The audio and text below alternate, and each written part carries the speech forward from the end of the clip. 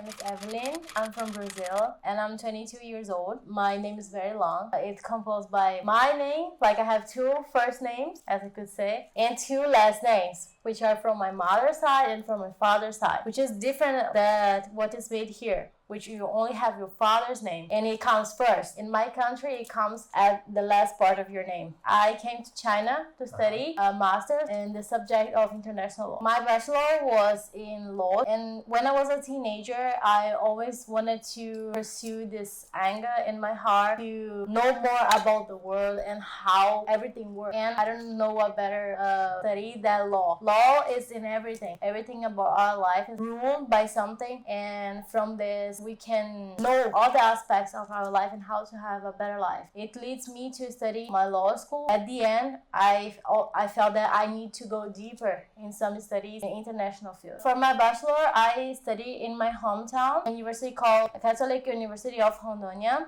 which is a very well-known university in my city, in the north of Brazil. It's a province called Rondônia. It's very near the Amazon forest and it's very hot during the year. When I was about to finish my law course, I was thinking that I needed to go deep. I need to know more. And I always felt like I had to go outside my country to really know other culture. I saw a lot of scholarships and I started looking for them, and one came was China. I was really interested about this because China really helped us to come here. They gave us all the possibilities to come, such as accommodation, tuition fees. They also help us to have an stipend to live here. The type of my scholarship is type B. It's given by the Chinese Scholarship Council, CSC, and it's now a scholarship that almost all the universities in China have. If you want to come by yourself, it's a little bit expensive. I'm not quite sure about the amounts, but 7,000. The facilities that comes with this scholarship is that you don't have to pay any tuition for the university. The tuition itself, but you also don't have to pay for the accommodation. They give you a free accommodation in the campus, and also if you want to live outside, they're gonna give you even more, like 700 for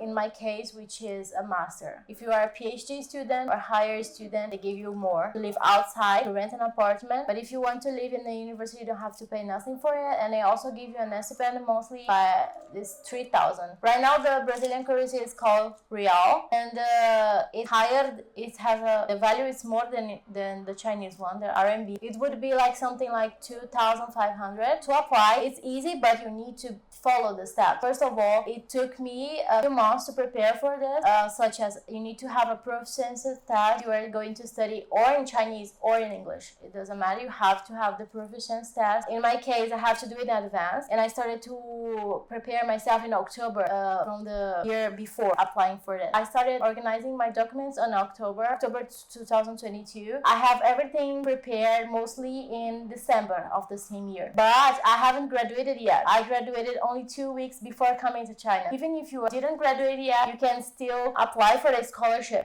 with your provisional graduation given by your university. I did all the process by going to the website. First, I go to the CSC portal. I see what is the course that I want to study. Then I saw what universities they have that can provide me this, and I choose, go to the university, know more about the university, to their website, how is the environment, how do they give the scholarships and everything. Then I contact their professors that are very related to what I want to research for my master. Then I email them. I wait, of course, for their response. It was not very long. Maybe I wait for 1 month. They gave me an answer. They mostly want to know more. What do you want to study? Sometimes you have to give them your study plan, your research plan. What do you want to do when you come here? And you give them. Then they will give you a recommendation letter. With this, your chances to be accepted in the scholarship get higher. So after you have the recommendation letter, you go to the website, check all the other documents that you have to fulfill to apply. Then you go to the website, do your subscription,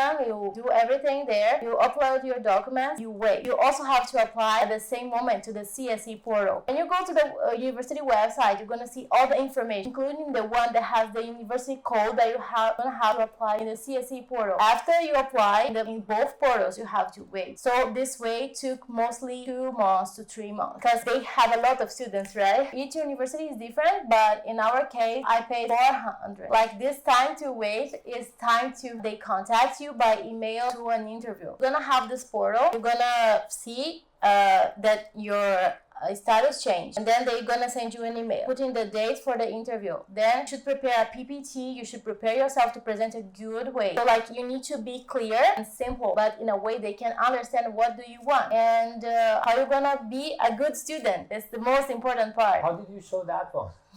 What was your PPT about, and how did you convince the committee of the scholarship? When I did my interview, my PPT, I focused on my studies. In China, it's very important that you have a good willing for studying. You have to be a good student, because when you come here, you're gonna have a lot of things, interesting things to study. It's the most important. I had a research paper before from my bachelor that I published.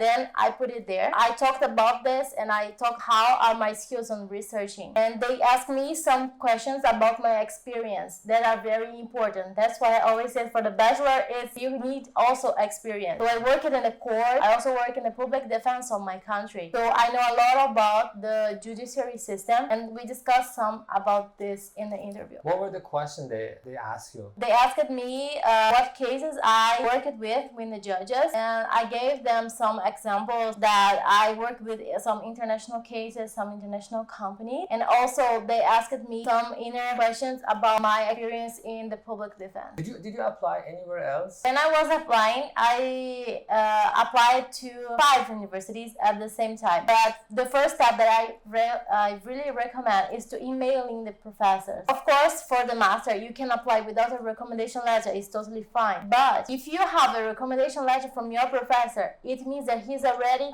willing to research with you. And also, it's so better you can discuss with him your topic very fine. So I recommend first you email the professor and ask if they have the interest of researching the same topic as you. If they do, I'm gonna give you a recommendation letter, and that you can evaluate what is university feel more your need. How did you find your supervisor? So in each university portal, they have the professors, and they put their email there. They also have their curriculum. You can see what they have researched in the past years, their background, and it helps you a lot. You can even read their papers. It's very good. So I found my supervisor that she was on internet law, and I'm deeply involved with internet law, and I also read some of her papers, and I thought really interesting the way that she conducts her research. And then I mailed her telling her that I have read her papers and I like very much, and she was surprised that someone from Brazil read her research. And then we started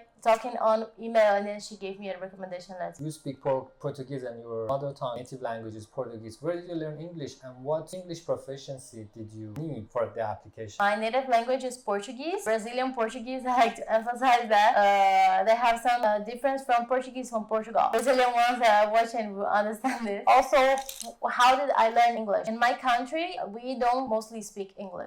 If you really want to speak, you have to do an outside course, not only in school. Studied English for 7 years. Then since I was 7 years into 13, 14, I studied English. And to come to China, you need TOEFL or IELTS. I think I took TOEFL. TOEFL, you need to score 80. After you got the acceptance, the final one, did you face any doubts that why should I go? There's gonna be a lot of challenge.